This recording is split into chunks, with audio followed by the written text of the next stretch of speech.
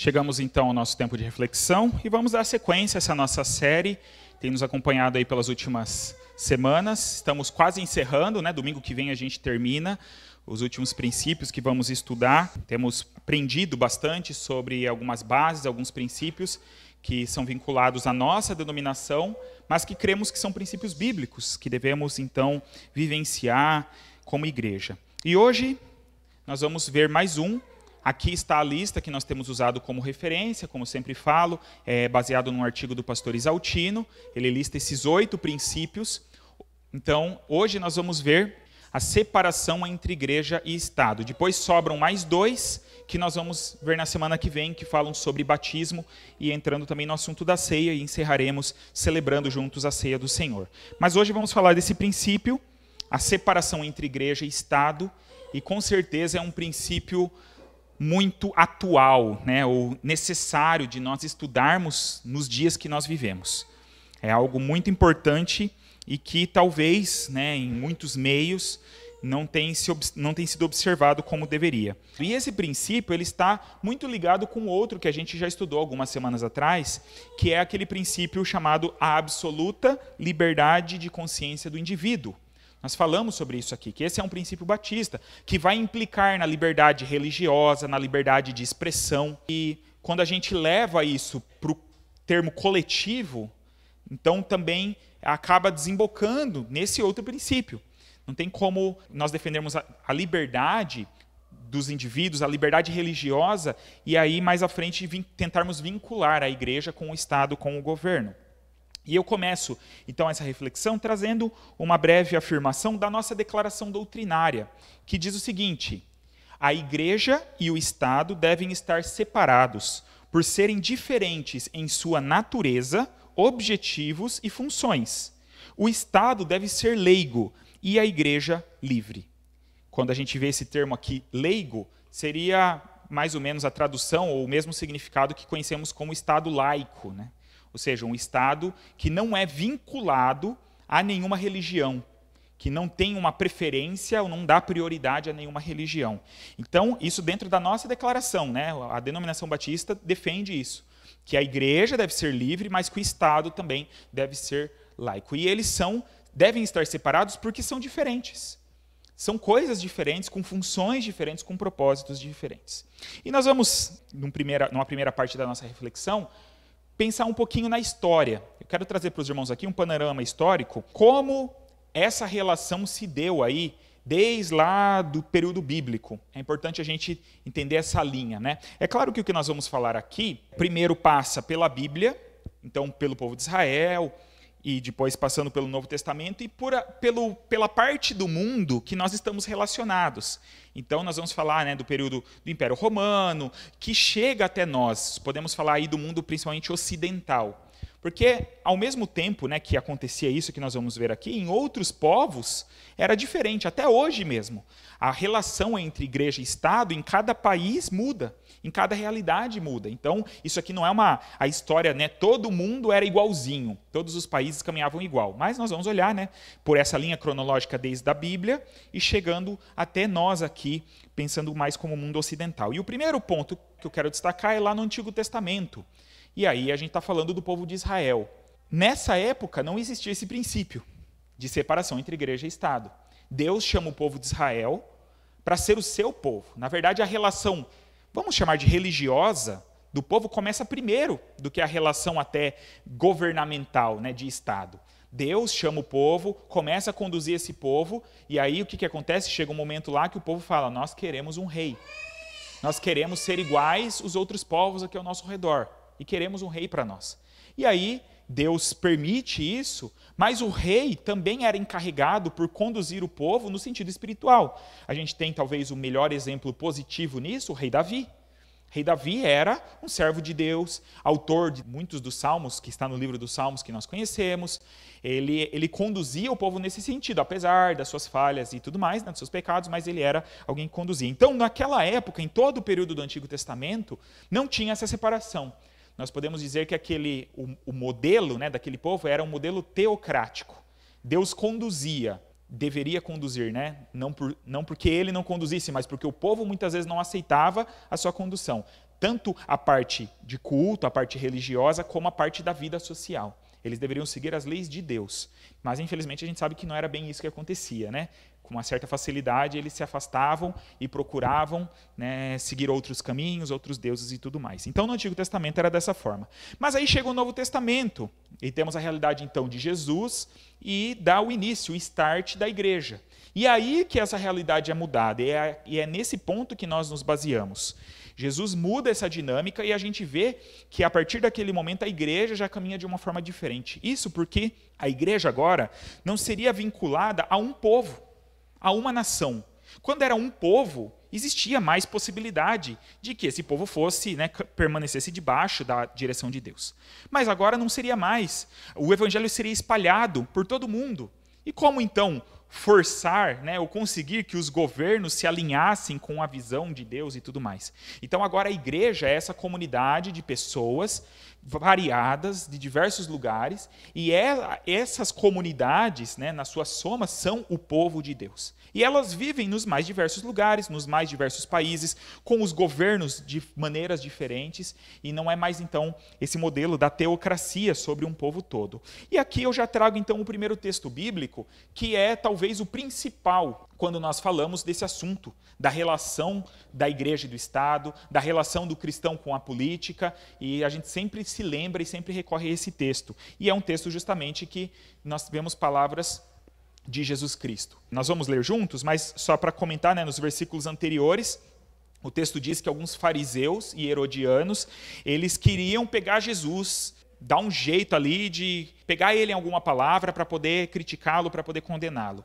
E aí então eles mandam algumas pessoas e eles fazem um questionamento para Jesus. Olha, mestre, vem com uma bajulação até primeiro, né? Sabemos que o Senhor é justo, ensina a verdade, que não julga pelas aparências, mas ensina, né, o caminho correto, o caminho de Deus. E é correto, então, pagar tributo a César? Nós devemos pagar o imposto? Lembrando que, na época, o povo ali era dominado pelo Império Romano e eles eram obrigados a pagar imposto. Então, isso desagradava muito o povo. E eles, então, tinham essa sacada, né? Se Jesus falar que tem que pagar imposto, simplesmente, ele vai desagradar o povo judeu. Porque o povo judeu, inclusive, esperava um Messias que libertasse eles de Roma. Então era um bom momento, né, se Jesus fosse esse libertador político, de Jesus falar assim, não vamos pagar mais, vamos nos rebelar aqui, nos organizar e ir contra Roma. Agora, se Jesus falasse isso, o que aconteceria? Eles iam correndo para Roma, né, para o governador, e falar, ó, esse líder aí que está se levantando, esse tal Jesus, está dizendo que não é para pagar imposto. Então, era aquele tipo de pergunta que qualquer resposta poderia trazer um problema. Mas aí nós vemos como Jesus, então, reage a isso. Vamos ler juntos esses versículos? Marcos 12, agora do 15 ao 17.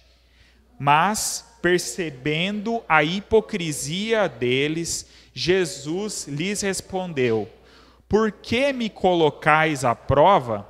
Trazei-me um denário para que eu o veja. E eles trouxeram. Jesus lhes perguntou, de quem é esta imagem e inscrição? Eles responderam, de César. Então Jesus lhes disse, dai a César o que é de César, e a Deus o que é de Deus. E admiravam-se dele. Então Jesus, como sempre, surpreende, né? Não dá a resposta que eles esperavam, seja para um lado ou para o outro, e ele então pede uma moeda, um denário, era uma moeda que aparece várias vezes na Bíblia, que era o pagamento de um dia de serviço de um trabalhador comum, e tinha então ali a imagem de César, a sua inscrição, e Jesus faz essa afirmação, dai a César o que é de César, dai a Deus o que é de Deus. Então a gente tem aqui essa declaração tão forte que nos mostra que há duas realidades diferentes. Porque Jesus está respondendo algo mais direto ali, mas nós podemos aplicar em muitos sentidos essa afirmação dele. De que nós temos uma conduta e temos algo que devemos fazer em relação aos governos humanos, e a nossa relação com Deus é algo diferente disso. Não estão totalmente ligados, entrelaçados. Existe um nível de relação, a gente até vai ver isso mais à frente, mas nós temos algo para dar, né, ou para oferecer, ou uma maneira adequada de se relacionar com os seres humanos, inclusive com as autoridades, e também devemos algo em relação a Deus. E isso, então, conduziu a igreja ali no seu início. Porque agora passamos para os primeiros séculos, para aquele período em que conhecemos a igreja como igreja primitiva, em que a igreja começou de fato então a se espalhar, como eu falei aqui, para vários países, para vários lugares, chegando a lugares muito diferentes uns dos outros. E nesses primeiros séculos, a igreja não tinha nenhuma relação com o Estado. Inclusive, a igreja era perseguida pelo Estado. Isso já é visto no próprio Novo Testamento, não é? Os cristãos ali logo perseguidos nos primeiros capítulos de Atos, então eles se espalham, aí Paulo mesmo, que era um perseguidor da igreja, acaba de perseguidor a perseguido, mas a igreja sofre isso. Muitas cartas que encontramos no Novo Testamento, nós vemos esse aspecto de os cristãos serem encorajados a permanecerem firmes, mesmo em meio à perseguição, muitas vezes vindo da parte dos governos. Logo, nas primeiras décadas ali da era cristã, ainda no período do Novo Testamento, começa já uma perseguição mais forte do próprio Império Romano. Nero, né, quando assume o Império Romano, ali na década de 60, 70 do primeiro século, já então traz essa perseguição. Nós vemos o apóstolo Paulo, em vários momentos, sendo preso por conta da pregação do Evangelho. Então, no início, a igreja permanece assim. Pelos primeiros 3, quase 4 séculos, ela permanece totalmente separada do Estado e sendo perseguida por ele. Mas aí vem um novo momento importante. No século IV, acontece que o imperador Constantino torna a igreja como a religião oficial do Império Romano. E é aí que tudo muda. Alguns dizem que ele se converteu de fato, outros dizem que muito provavelmente não, era apenas uma estratégia, porque a igreja cristã havia crescido tanto que representava uma ameaça. Então, sabe aquele velho ditado, né? Se você não pode vencê-los, junte-se a eles, né? Então, ele torna a igreja como religião oficial do Estado. E além de muitos outros problemas que isso traz essa confusão. Agora, o Estado, então, leva a cruz, né, como a sua marca, a sua identificação. E aí o que acontece? A igreja, de perseguida, passa a ser a perseguidora. Então é levado esse nome, o nome de Cristo e o reino de Deus, como sendo uma causa das guerras, das opressões, das incursões, né, para domínio de outros territórios. E aí há essa mistura total, o que é muito complicado, né, que mancha muito todo esse período da história da igreja. Aí passa mais um bom período da história e chegamos lá no século XVI, 1500 e pouco, onde ocorre a Reforma Protestante. E essa Reforma Protestante permite que essa realidade comece a ser mudada. Então, por isso que eu coloquei ali início da mudança. Por que início da mudança? Porque ainda houveram algumas igrejas da Reforma que mantiveram a sua relação com o Estado. Um exemplo, quando a gente tem citado aqui a nossa história, é da própria igreja anglicana, de onde vem, né, a denominação batista dos separatistas. A igreja anglicana não é mais a igreja católica, mas é a igreja oficial da Inglaterra. E ela, como igreja oficial, também se impõe sobre as pessoas. E, inclusive, né, a igreja batista surge, né, daquele grupo que foge da Inglaterra e depois volta por conta da perseguição. Mas existem outros grupos, a gente não vai ficar aqui, né, em minúcias históricas, não é esse o objetivo hoje, mas outros grupos reformados que estabelecem também os seus domínios, até também, em parte, como uma forma de se defender da ofensiva que sofreram da Igreja Católica. Então foi uma época de muito derramamento de sangue e muitos grupos, então, tiveram essas associações com governantes, com reinos da época. Mas, então, junto com isso, surge o que nós podemos chamar da reforma radical, ou dos reformadores radicais. E aí nós, de certa forma, podemos nos colocar aí dentro desse grupo, que começaram justamente a questionar, além daquelas outras coisas que a reforma questionava, em questões doutrinárias, começou a questionar isso também. Não pode ser assim. E já falamos aqui da história, né, de Thomas Hughes, um dos primeiros, né, pastores ali que deram início à igreja com o nome batista. Ele foi preso por conta disso, porque ele confronta o rei da Inglaterra dizendo: você não tem o direito, você não é Deus, não tem o direito de impor essa religião sobre todas as pessoas. Por isso que a nossa denominação, então, tem no seu DNA de maneira tão forte esse princípio da separação entre igreja e Estado. Trouxe aqui uma afirmação que é de um site muito interessante. Esse site, até o nome é em inglês, mas ele tem então a tradução já no próprio site automaticamente para o português, que seria os distintivos batistas, né? Esses princípios distintivos. E o site trata de todos esses pontos de uma forma muito interessante. E olha o que diz: a história da luta batista pela liberdade religiosa e a separação entre igreja e Estado é uma história de coragem e persistência. Um grande número de pessoas corajosas se manteve firme em suas convicções contra uma determinada resistência de autoridades religiosas e governamentais. Assim o fizeram porque acreditavam e foram fiéis aos ensinamentos da Bíblia. Então, a nossa denominação, historicamente, tem uma importância muito grande na defesa da liberdade, o que inclui, né, como falamos aqui, como consequência traz essa questão da separação entre igreja e Estado. E aí, então, passamos para o momento que eu coloquei aqui, após tudo isso, né, e agora esses últimos séculos, chegamos ao momento atualmente. E como falamos aqui lá no início, isso vai depender de cada lugar, de cada país. Cada país tem regras diferentes em relação a isso. Nós temos alguns exemplos péssimos hoje em dia, que é muito fácil da gente perceber, o problema de quando o Estado interfere na religião. O exemplo mais claro que a gente tem, mais atual, é do Afeganistão, não é? Em que o Talibã lá retoma o poder e agora eles impõem completamente a lei islâmica. Você não tem o direito de professar uma outra religião, e se você professa, você vai sofrer as consequências que normalmente têm a ver com pagar com a sua própria vida. Então, esse é um exemplo muito claro. Então, a gente vê como é ruim, né, quando o Estado então toma essa atitude de interferir na vida religiosa das pessoas. Esse exemplo do Talibã, do Afeganistão, é um exemplo em que o Estado obriga as pessoas a pertencerem a uma específica religião. Mas temos exemplos no mundo em que acontece o contrário, em que o Estado proíbe as pessoas de professarem religião. O exemplo talvez mais conhecido nosso também é a Coreia do Norte, que é considerado até hoje o país mais fechado para o evangelho, em que o governo proíbe qualquer expressão religiosa. Ninguém pode ter, a religião é proibida, seja ela qual for.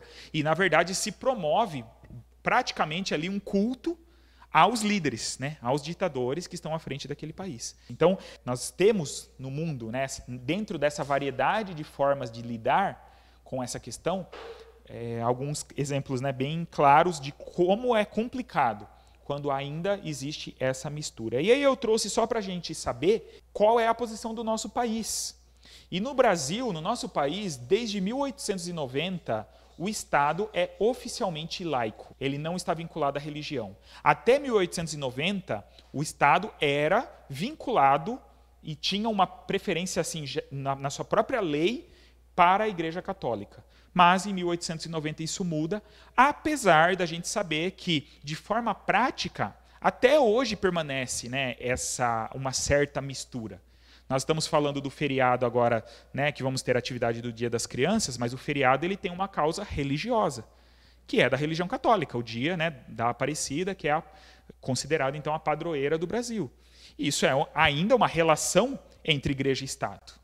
Entre a Igreja Católica que é mantida, e a gente sabe que provavelmente daqui a um tempo isso aí vai ser questionado, né, até algum nível. E outras expressões, né, nos lugares públicos, né, existe ainda a presença normalmente de crucifixos e tudo mais, mas oficialmente desde 1890 o Estado é laico. E aí eu trouxe aqui só para a gente saber, 2 artigos que aparecem na Constituição atual. A Constituição que nós temos do nosso país é de 1988. Então, 2 artigos que mostram e que defendem, né, essa separação.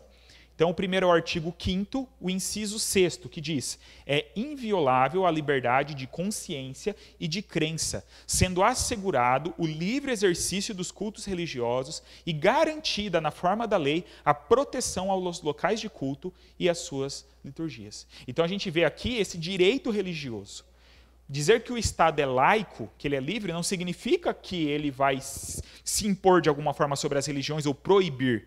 Porque alguns, nessa defesa de um Estado radical laico, querem isso, na verdade, né? Querem quase eliminar, de alguma forma, mesmo que sutilmente, as religiões. A gente vê um movimento interessante e preocupante, na verdade, na França. Na França existem leis que geram quase que uma perseguição velada às religiões de modo geral. De modo que, assim, se você vai para a escola, você não pode portar nenhum objeto que que faça menção, por exemplo, à sua religião. Então, se alguém usar uma camiseta com uma cruz, vai ter problemas por causa disso. Porque ali é considerado que é um espaço público e a religião é algo que você só deve, então, vivenciar na sua particularidade. Mas é uma forma velada, né, de tentar cercear o direito das pessoas. Então, aqui a gente vê que a nossa Constituição garante o direito a culto de todas as formas, né, de todas as religiões. E depois, o artigo 19, o inciso 1º, que diz: é vedado à União, aos Estados, ao Distrito Federal e aos municípios, o quê? Estabelecer cultos religiosos ou igrejas, subvencioná-los, embaraçar-lhes o funcionamento ou manter com eles ou seus representantes relações de dependência ou aliança, ressalvada na forma da lei a colaboração de interesse público. Então, olha que interessante, né? A nossa Constituição diz que o governo não pode estabelecer essas relações com as religiões, estabelecer cultos religiosos, dar prioridade para alguém. Né? Como falamos, em algum nível isso ainda acontece, mas legalmente a gente tem essa garantia. Ressalvado, como é falado aqui, a colaboração de interesse público. Então, por exemplo, uma igreja desenvolve um trabalho, hoje em dia tem que ser tudo muito bem estabelecido isso, através das ONGs e tudo mais. Então, uma igreja ela tem um trabalho de acolhimento de pessoas em vulnerabilidade. Então, às vezes, existe uma possibilidade de estabelecer uma parceria, né, com o governo para recebimento de uma verba para aquela finalidade. Mas isso não é para benefício da comunidade religiosa, né, para a construção de um templo, para qualquer outra coisa, né, mas são para esses fins de interesse público de toda a sociedade. Então, isso aqui é só para a gente saber qual que é a realidade oficialmente do nosso país. E aí eu quero passar para nós olharmos então agora para a Bíblia, né, e vamos para esse caminho agora, e vamos pensar um pouquinho o que a Bíblia nos fala sobre qual é a função do Estado e qual é a função da igreja. Porque se a gente fala de separação, a gente tem que entender o que é uma coisa, o que é outra e por que elas não devem caminhar juntas.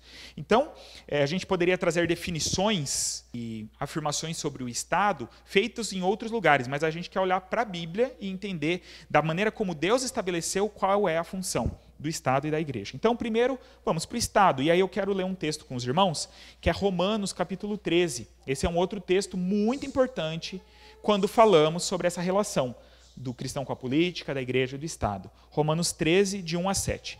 Eu vou ler esse texto e peço que você acompanhe, porque ele é um pouco longo.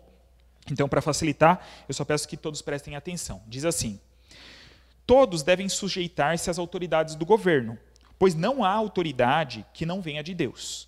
E as que existem foram ordenadas por ele. Por isso, quem recusa sujeitar-se à autoridade opõe-se à ordem de Deus. E os que fazem isso trarão condenação sobre si mesmos. Porque os governantes não são motivo de temor para os que fazem o bem, mas sim para os que fazem o mal. Não queres temer a autoridade? Faze o bem e receberás o louvor dela. Porque ela é serva de Deus para o teu bem. Mas se fizeres o mal, teme, pois não é sem razão que ela traz a espada, pois é serva de Deus e agente de punição, de ira contra quem pratica o mal. Por isso é necessário sujeitar-se a ela, não somente por causa da ira, mas também por causa da consciência. Por essa razão, também pagais imposto, porque eles são servos de Deus para atenderem a isso. Dai a cada um o que lhe é devido, a quem tributo, tributo, a quem imposto, imposto, a quem temor, temor, a quem honra, honra. Então, um texto muito interessante, né, de Paulo tratando, naquele contexto que eles viviam, lembrando, né, ainda sob o domínio do Império Romano, ainda com um imperador que vinha e se impunha sobre as pessoas. Não era um modelo legal, né, de governo, assim, para dizer, não, esse modelo é bom, então a gente vai respeitar. Ele está tratando aqui de uma forma geral. E, na verdade, né, eu escolhi esse texto, como eu falei, ele é um dos principais, porque a Bíblia não fala muito sobre esse assunto. Mas esses textos que aparecem já nos trazem uma boa clareza como deve ser, então, de como devemos entender essa questão toda. Então, algumas afirmações aqui sobre isso. Primeiro, nós então vemos pela Bíblia que os governos são estabelecidos por Deus para estabelecer a lei e a ordem social. Então, essa é a função dos governos. Por ordem, porque a gente sabe que o ser humano, se não tiver algum nível, né, de controle, de restrição, de orientação, o negócio fica complicado, Então, o governo tem essa função principal. Mas os governos, né, então, devem agir em benefício das pessoas, da sociedade, de promover a ordem social. Não são um fim em si mesmos.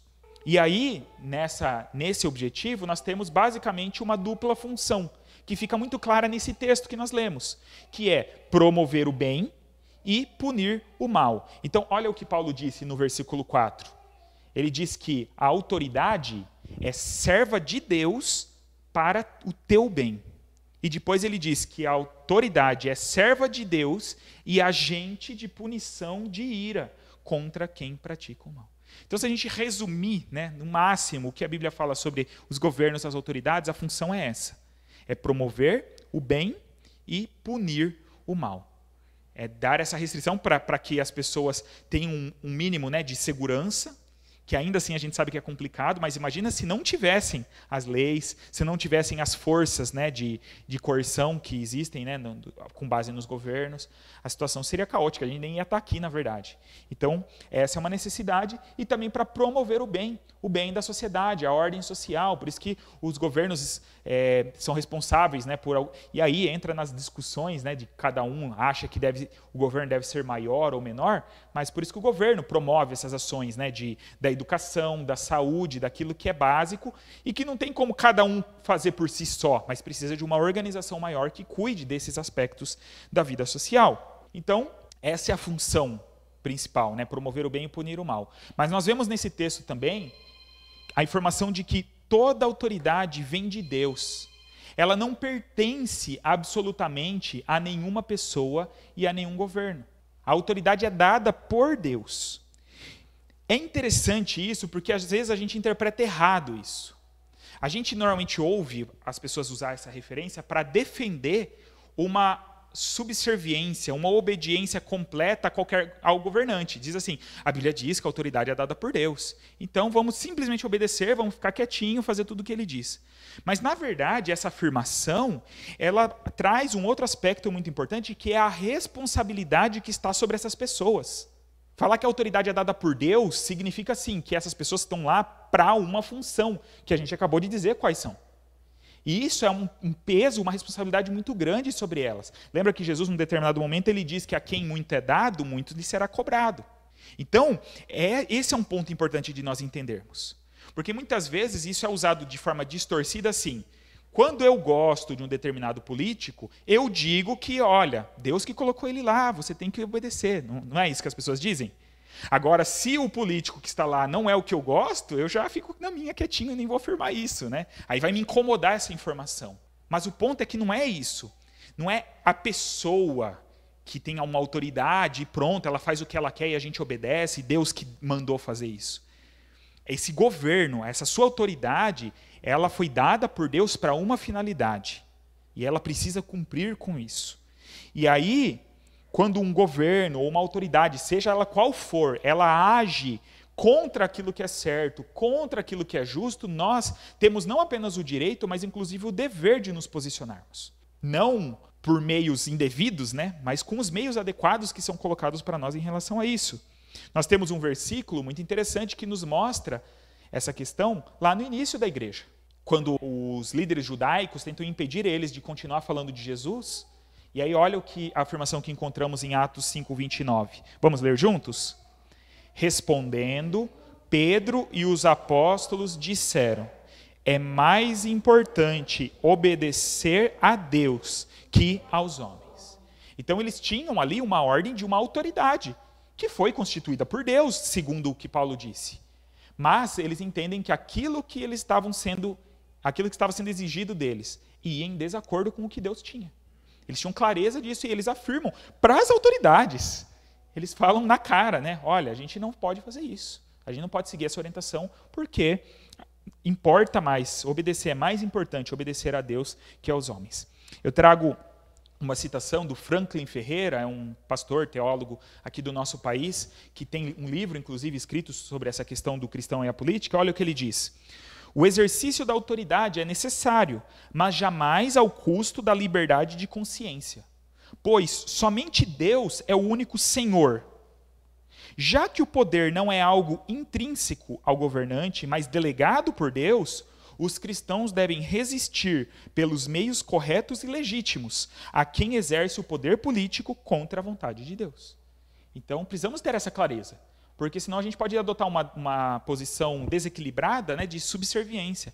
Ah, não, a gente aceita tudo que for, obedece tudo que for, fica quietinho, porque Deus mandou, Deus deu autoridade. Mas não é isso. Não é isso. E ainda eu queria fazer só uma observação, que nós, no Brasil, somos uma república democrática, pensando no nosso contexto, né? Outros países podem ser diferentes.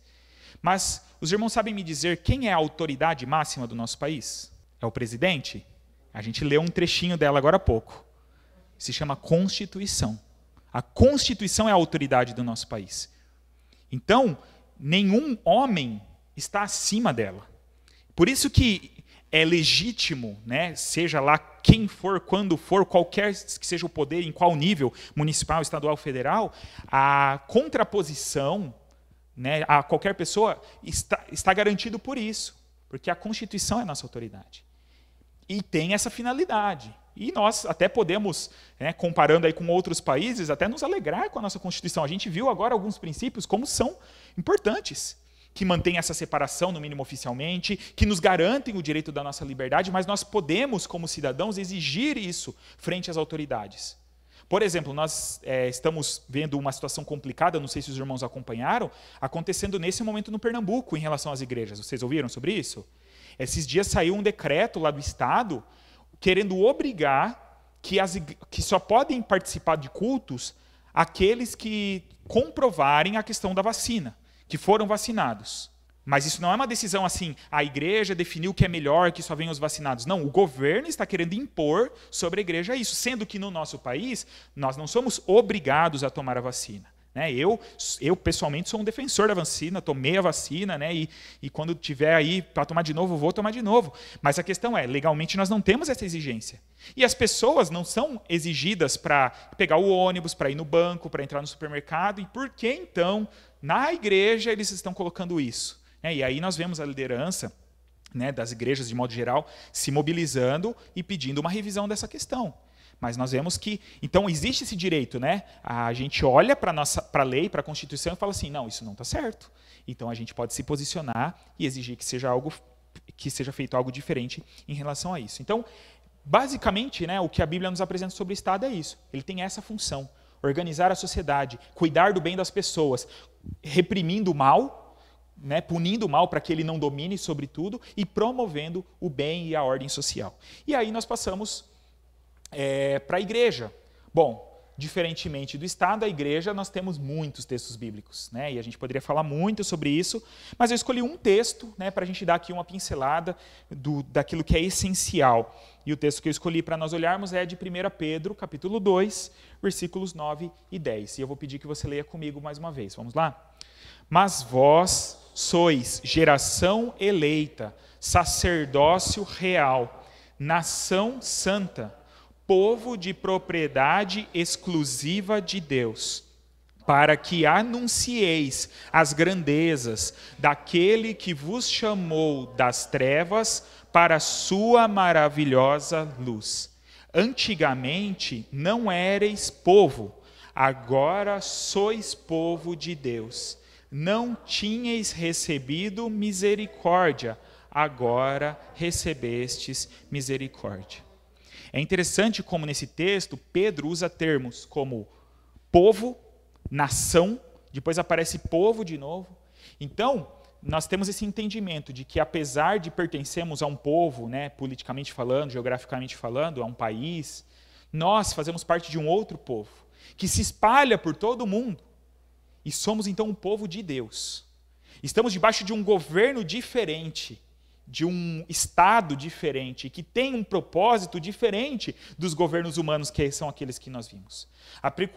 O propósito principal e fundamental da igreja não é o mesmo lá do Estado, que é de punir o mal e promover a ordem social. Nós podemos participar disso ativamente, de alguma forma, mas essa não é a nossa função. Então, nós trouxemos essa definição na semana passada, quando falamos de igreja local. E vimos que a igreja, então, é a reunião dos salvos, do povo de Deus, como vimos aqui, da nação dele, para adoração, edificação e evangelização. E nesse texto que nós vimos aqui de Pedro, nós vemos uma ênfase nesse ponto do anunciar, né? A igreja tem o propósito de viver e anunciar a vontade de Deus que é expressa em sua palavra. Essa é a missão, esse é o propósito da igreja. É muito diferente da missão e do propósito do Estado. Por isso que não tem como conciliar, não tem como se juntar e falar, vamos caminhar aqui de mãozinha dada para fazer a mesma coisa. Como o Império Romano fez naquele período que falamos, em que o Império ia para suas missões militares, levando uma cruz à frente, dizendo, estamos aqui em nome de Deus para conquistar. Deus está preocupado com isso? Em dominar as terras e aumentar um império? De maneira nenhuma. Mas sim, em espalhar a sua verdade, em anunciar, como Pedro diz, né, para que anuncieis as grandezas daquele que vos chamou das trevas para a sua maravilhosa luz. E aí eu trago mais uma citação da nossa declaração doutrinária, que diz, a missão primordial do povo de Deus é a evangelização do mundo, visando a reconciliação do homem com Deus. Essa é a missão básica, primordial da igreja. Nós nos reunimos, como falamos aqui, para adorar a Deus, em última instância, para nos edificarmos e nos equiparmos para levar essa luz para as outras pessoas. Então, a igreja tem propósitos diferentes do Estado. Ela não depende dele e não se mistura com ele. Por que eu falo que ela não depende? Porque nós falamos aqui no panorama histórico de como era a igreja do Novo Testamento e dos primeiros séculos. A igreja pobre, a igreja perseguida pelo Estado, e avançou e cresceu, porque Deus é o Senhor dela. E você não vê os apóstolos, a igreja lá, indo pedir favor para os governos, para os estados. Em determinados momentos, nós vemos Paulo requerendo seus direitos de cidadão. Em determinado momento ele é preso, lá ele fala assim, viu, eu sou cidadão romano, vocês não estão observando isso, ele exige os seus direitos. Mas ninguém vai lá pedir favor para a igreja. Então, nós não podemos, por isso que nós não podemos confundir e misturar as coisas, porque quando isso acontece, nós temos um problema muito complicado, muito sério. Nós temos uma mensagem muito clara, e nós não podemos abrir mão dela. Nós não podemos rebaixar esse propósito tão grandioso que Deus nos dá para cumprir coisas que são menores e achar que então é isso que nós devemos fazer. Então é muito complicado quando a igreja adota e abraça e ergue, abraça um projeto de poder, seja de uma pessoa, seja de um partido, porque ela está negligenciando a sua mensagem. Quando a igreja faz isso, ela está envergonhando o nome de Jesus Cristo. E por isso que é muito séria essa questão. Nós somos sim cristãos, devemos ser cristãos conscientes, cidadãos que cumprem o nosso dever, que têm a nossa opinião, que lutamos como cidadãos pelas questões, né, da sociedade, mas nós, essencialmente, como igreja, temos uma mensagem a carregar. Anunciar Jesus Cristo, a sua salvação. Então, eu trago aqui uma afirmação, né? O evangelho está acima de qualquer governo ou posição política e a igreja precisa entender isso. Por isso que é muito triste, hoje em dia a gente vê, né, nessa grande polarização, e agora já que se começa a olhar para o ano que vem e a gente começa a ter uma preocupação, né, o que será de nós no ano que vem? O que será de nós? Mas é triste quando a gente vê a igreja se perdendo nesse caminho, e se misturando com isso, e se misturando com político, com um projeto político, e adotando, né, como instituição esse tipo de bandeira, negligenciando a mensagem de Cristo, quando o evangelho está acima, ele é suprapartidário, ele é supragovernamental, ele está acima. Não vai haver nenhuma expressão religiosa, nenhuma linha, nenhuma ideologia, nenhuma linha que vai falar, não, nós estamos, porque muitas vezes se faz isso, né? Aqueles que querem fazer essa mistura falam, não, mas esse lado, essa linha está mais alinhado com Deus, com a palavra de Deus. Mas o evangelho, ele está acima de tudo e de todos. Tudo que é humano é infinitamente inferior e limitado perante isso. Trago uma citação do pastor Isaltino, olha que interessante que ele diz. Então, uma igreja batista, ela não é de direita, nem da esquerda, e nem mesmo do centro. É de cima. Os seus valores são espirituais e celestes.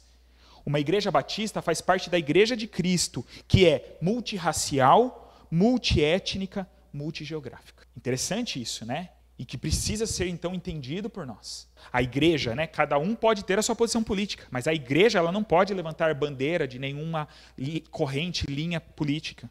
Então, é algo que precisamos refletir, que precisamos buscar cada vez com mais seriedade no tempo que vivemos, né? Sermos diferentes daqueles que, infelizmente, têm se deixado levar por isso. Mas isso também, só fazendo uma pequena contraposição, não significa que nós temos que nos afastar completamente do Estado, no sentido assim de rejeitar, de ignorar, falar assim, não, isso aí não tem nada a ver, né? Como a gente está falando, nós temos que ser cidadãos conscientes. A Igreja Batista, historicamente, sempre rejeitou essa mistura com o Estado, mas nunca rejeitou o Estado. Porque existem algumas igrejas, ou sei lá se podemos chamar de igrejas, ou seitas, que têm essa posição radical, né? Não fazemos nada que tenha a ver. Tem igrejas, né, grupos que não prestam serviço militar, tem grupos que sequer cantam o hino do Brasil, porque acham, né, querem dizer que assim, não, nós não temos nada a ver com esse governo que é humano. E nós não entendemos assim, a Igreja Batista nunca entendeu dessa forma. O que nós não podemos, como falamos aqui, é tentar misturar as coisas, tentar se beneficiar do Estado, ou tentar fazer com que o Estado se beneficie da gente. Essa semana eu falei para os irmãos que eu estive em uma conferência, né, muito abençoadora para pastores e líderes. Em determinado momento, um dos preletores, né, pastores que estava falando, comentando sobre essa tensão, ele estava falando de como sermos uma igreja relevante num mundo de tensão, e ele falou aqui assim, uma história que ele viveu.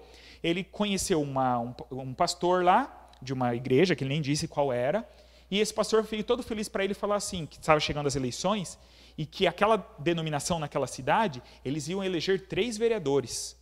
Aí ele falou assim, como assim, né? Vocês vão eleger 3? Não, é porque nós temos número, né, suficiente aqui para dividir os votos, né, dentro da igreja e eleger 3 vereadores.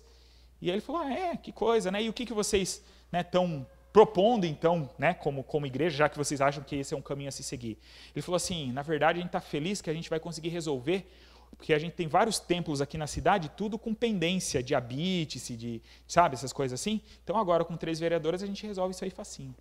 Não é essa mentalidade, muitas vezes, que se tem, dessa conhecida como bancadas, essas bancadas evangélicas, que muitas vezes estão para defender interesses do seu grupo, sectários, e não olhando assim, eu como cristão, eu acho que o cristão tem que estar em todo lugar, inclusive na política.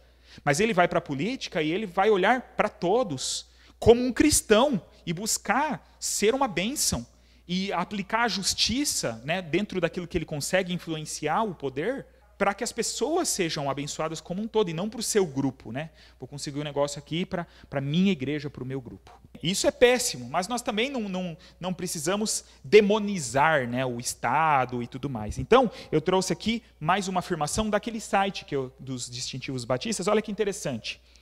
Idealmente, a relação entre igreja e Estado é mutuamente benéfica. Por exemplo, o Estado deve garantir a ordem e segurança, que ajudam a igreja a cumprir sua missão. E a igreja contribui para uma ordem social positiva, participando no desenvolvimento do respeito pela lei, trabalho e cidadãos honestos. Não é isso mesmo? Se o Estado cumprir bem o seu papel, a igreja vai ser beneficiada. Mas não só ela, de uma forma especial, toda a sociedade, mas junto com isso a igreja se beneficia. E quando a igreja cumprir bem o seu papel, o Estado também é beneficiado, inclusive toda a sociedade. Nós temos um exemplo muito interessante, estamos em campanha de missões nacionais e falamos sempre do trabalho da Cristolândia em São Paulo. E quando esse trabalho já tinha iniciado há alguns anos, houve uma entrevista, eu agora não sei dizer se foi um governador do estado ou um prefeito de São Paulo, não sei nem quem foi na época, alguns anos atrás, mas que em uma entrevista da rádio disse assim, os batistas estão conseguindo fazer, ou estão fazendo aquilo que o Estado deveria estar fazendo. Então, por um princípio de amor ao próximo, de querer levar o evangelho do reino, a igreja estava conseguindo chegar onde o Estado não estava conseguindo.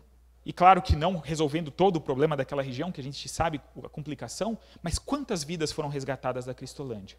Da Cracolândia, né? Pela Cristolândia. E isso não é benéfico para o Estado? É.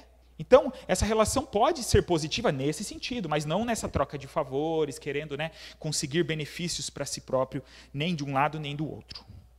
Ok. Falando disso tudo, eu quero agora então finalizar trazendo alguns princípios práticos para nós. Princípios para nós cristãos e a nossa conduta então diante da política, que se estendem para nós como igreja. Isso que eu vou colocar aqui é cada um de nós deve viver, mas se cada um de nós vivermos isso vai se refletir na nossa vida em comunidade e vai fazer com que a gente tenha uma postura adequada na prática de igreja, né, com a nossa relação então com o Estado, com os governos. Então, começo a listar aqui esses princípios. Primeiro, orar pelas autoridades. Lembra do texto, né, também bem conhecido nosso? 2 Timóteo 2, 1 e 2. Você pode ler comigo? Antes de tudo, exorto que se façam súplicas, orações, intercessões e ações de graças por todos os homens, pelos reis e por todos os que exercem autoridade, para que tenhamos uma vida tranquila e serena em toda piedade e honestidade. Você notou que Paulo fala ali no comecinho? Antes de tudo, façam isso. Não negligenciem, não se esqueçam do poder que há na oração. Então você quer ter um país melhor, mais justo, você se importa com as pessoas, com a sociedade, com o que nós estamos vivendo? Então dobre os seus joelhos antes de mais nada. Com certeza isso vai trazer mais efeito e resultado do que qualquer outro tipo de ação que a gente possa tentar desenvolver e qualquer outro envolvimento.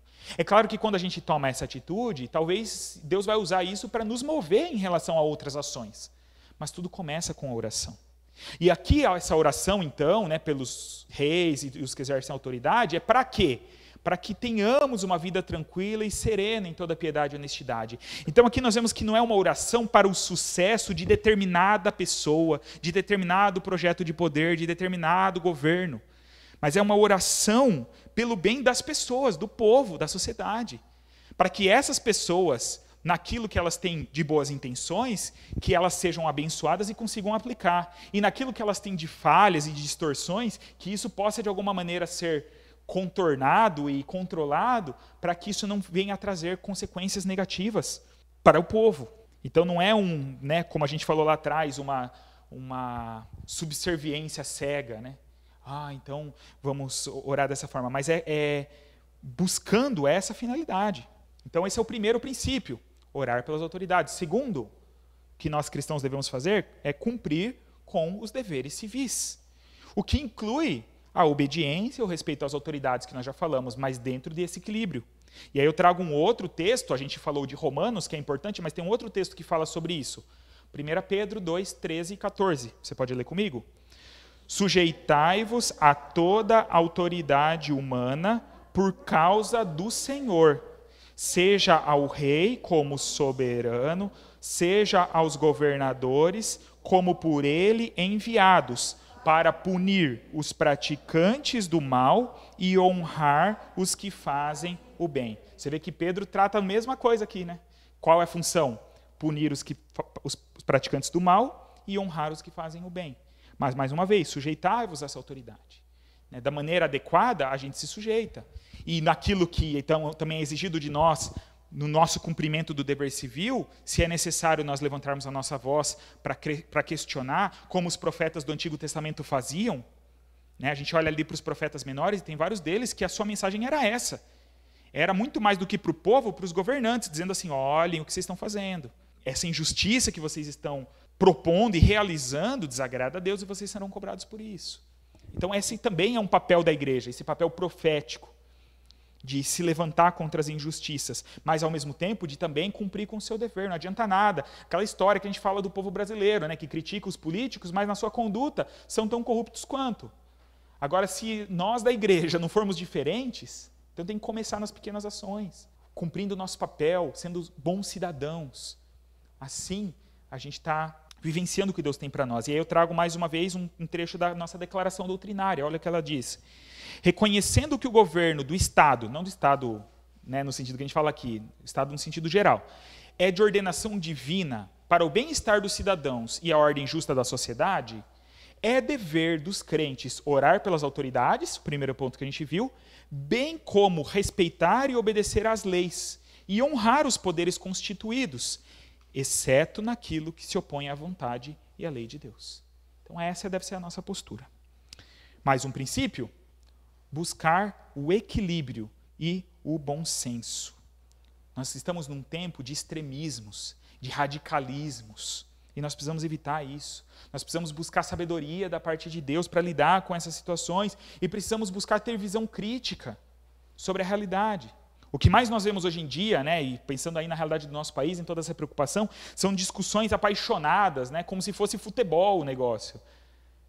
Eu estou defendendo alguém e o outro, né, me embatendo e lutando contra mim, defendendo o outro lado, e não se olha, né, não se tem uma visão crítica, não se consegue enxergar o lado bom do outro e o lado ruim do que você defende. É só uma defesa apaixonada. Mas é preciso buscar coerência, não idolatrando e nem demonizando quem ocupa qualquer posição de poder, mas buscando ter esse senso crítico. E aí eu trago 2 versículos para nós. Vamos ler primeiro Tiago 3,17.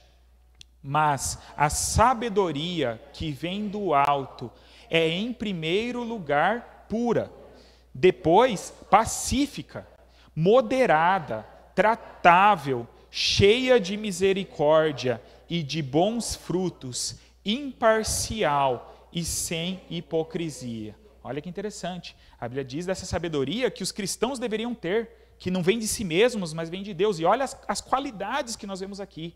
E aí eu destaco algumas, porque a gente vai ver um outro ponto mais para frente que trata de algumas dessas coisas, mas nós vemos aqui, imparcial, sem hipocrisia.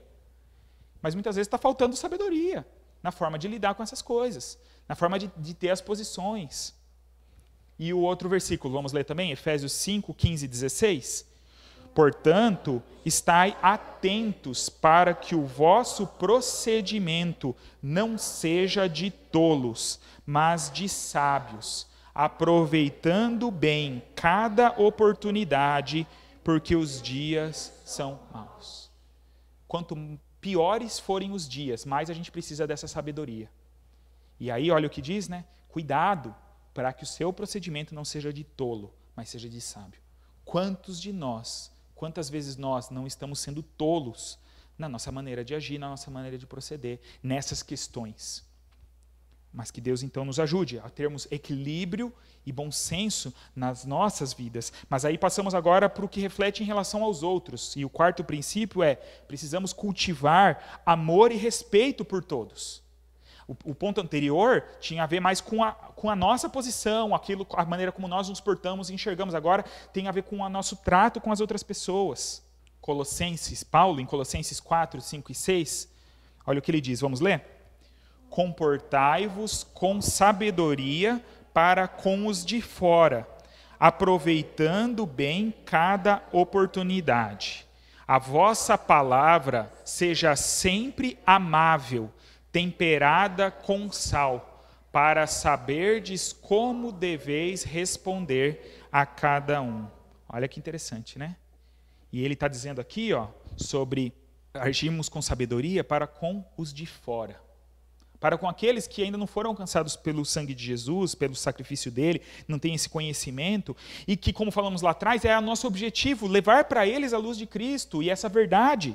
Mas é muito triste, então, quando o nome de Jesus ele é manchado pela má conduta dos cristãos. E não tem acontecido tanto isso nesses dias? As ofensas gratuitas. Né? E aí o negócio das redes sociais agora é o campo de batalha. Né? Se alguém faz um comentário sobre um assunto, né, político, seja ele em que nível for, pode até já ser equivocado, né, essa fala, já vem ataques dos outros lados e já se torna... Eu tenho visto muito isso acontecer. E tem ocasiões que eu confesso para os irmãos que dá muita vontade de responder. Vou falar agora também, né? Vou dar minha opinião aqui. E a gente precisa de muita sabedoria de Deus, né? Falando, não, isso vai beneficiar em quê? Eu estou com essas minhas palavras sendo amável. A vossa palavra seja sempre amável. Como a gente brinca lá, sabe o que é sempre no grego? É sempre. Sempre, em todas as ocasiões, mesmo nos assuntos mais delicados, complexos, difíceis, contraditórios, sempre a nossa palavra tem que ser amável. A maneira como nós nos relacionamos com o outro, por maior diferença que exista na forma da pessoa pensar em relação a nós. Mas precisamos ter esse cuidado, para que assim, então, o nome de Jesus não seja envergonhado. Mais um princípio, precisamos saber escolher as batalhas que nós temos para travar. Será que vale a pena me desgastar e me envolver nesse tipo de batalha? E aí eu me baseio na palavra de Paulo no finalzinho da sua vida. 2 Timóteo 4,7, vamos ler? Combati o bom combate, terminei a carreira, guardei a fé. Paulo chega no final da sua vida e ele consegue dizer que ele combateu o bom combate. Por quê? Porque ele investiu a sua vida e gastou a sua vida para anunciar a Cristo. Ele não ficou perdendo tempo com outras batalhas, com outros combates que não eram bons como este. A gente tem que saber escolher quais combates, quais batalhas a gente deve lutar. Até porque quando a gente pensa nessa questão dessa discussão política, você acha que a pessoa que pensa o oposto de você vai ser convencida só porque você fez um comentário no Facebook dela e mostrou a verdade para ela? Vai ser convencida ou não? Não vai. Não vai mudar nada, só vai gerar atrito, farpa e indisposição. Então a gente precisa saber escolher quais batalhas a gente está lutando. E isso volta para aquele ponto. Qual é o nosso propósito? Para que Deus nos colocou neste mundo? Para ficar defendendo o político? Para ficar participando desse tipo de situação? É um bom combate. Nós, como igreja, fomos incumbidos de levar uma mensagem que pode, de fato, salvar vidas, que pode, de fato, mudar a história das pessoas. Então, que tenhamos esse compromisso com essa mensagem, com essa batalha, com esse combate. E, por último, o último princípio que eu trago, precisamos colocar a fé e a esperança no lugar certo, ou melhor, na pessoa certa. E aí eu trago aquele salmo, que de vez em quando eu cito aqui, que é talvez o meu salmo preferido, um trecho dele, Salmo 146, do 3 ao 5. Vamos ler juntos? Não confieis em príncipes, nem nos filhos dos homens, em quem não há salvação. Quando lhes sai o espírito, eles voltam ao pó. Nesse mesmo dia cessam todos os seus planos. Bem-aventurado aquele que tem o Deus de Jacó como seu auxílio e cuja esperança está no Senhor, seu Deus. Que Deus nos ajude a mantermos os nossos olhos em Jesus Cristo, que é o autor e consumador da nossa fé. É Ele que pode nos salvar, não tem político que possa fazer isso, mesmo que seja bem intencionado. Mas normalmente não são. Mesmo aqueles que a gente defende, não são. Eles estão por um projeto de poder seu. Não confieis em príncipes nem nos filhos dos homens em quem não há salvação. Não há salvação. Nós estamos aqui no meio de uma campanha de missões que, qual é o tema? Jesus Cristo é a única esperança. Ele é a única esperança. Então, por que perder tempo com essas más batalhas, enquanto a gente podia estar lutando o bom combate e testemunhando de Jesus Cristo? Então, que Deus nos ajude a colocarmos esses princípios, então, em prática. Não é fácil, não é fácil. Talvez, para cada um de nós, alguns desses pontos sejam mais difíceis do que outros. Mas que a gente faça isso, que oremos pelas autoridades, que cumpramos os nossos deveres civis, que busquemos o equilíbrio e o bom senso, que cultivemos o amor e o respeito pelas outras pessoas, por todos, que saibamos escolher as batalhas que temos que travar e que coloquemos a fé e a esperança na pessoa certa, no lugar certo, que é em Jesus Cristo. Para encerrar, puxo outra palavra de Jesus Cristo sobre essa questão. Falamos aqui, as pessoas esperavam um libertador político, aquele que ia se levantar contra Roma e fazer de novo Israel grande, como o rei Davi, o descendente de Davi, que ia se colocar, se posicionar. E aí, para a tristeza de muitos, olha o que Jesus afirma em João 18:36. Jesus respondeu: o meu reino não é deste mundo. Se o meu reino fosse deste mundo, os meus servos lutariam para que eu não fosse entregue aos judeus. Entretanto, o meu reino não é daqui. Nós aguardamos um reino celestial, um estado perfeito, onde sim, aí não haverá mais nenhum tipo de injustiça, não haverá mais corrupção, mas é esse reino a que nós pertencemos, que já devemos vivenciar hoje e que devemos proclamar. Mais uma última citação do pastor Isaltino, ele diz: então a igreja é cidadã deste mundo e sujeita-se às leis de justiça e de bom senso, mas a lealdade última da igreja é para com Deus e sua palavra. Sua pátria mais amada é a celestial. Nós amamos o nosso país, nós nos importamos com ele, nós nos comprometemos, mas nós temos uma pátria maior, celestial, e o nosso compromisso está com os valores desse reino, com a palavra de Deus. E para finalizar, mais um texto ainda, Isaías 33:22, que essa seja a afirmação de todos nós. Vamos ler juntos, bem forte? Porque o Senhor é o nosso juiz, o Senhor é o nosso legislador, o Senhor é o nosso rei, Ele nos salvará. Amém? Que Deus nos ajude a confiarmos nele. Nele há salvação. Ele é o nosso Senhor, Ele é o nosso juiz, Ele é o nosso rei, o nosso governante. Devemos nossa lealdade a Ele muito mais do que a qualquer homem. Então que Deus nos ajude a vivenciarmos isso cada vez mais como igreja. Com certeza isso fará diferença por onde passarmos. Com certeza, se tivermos essa postura, de fato, as pessoas serão impactadas e verão a diferença, porque senão a gente está se parecendo com o resto do mundo que vive nessas más batalhas e lutando em vão por coisas tão pequenas.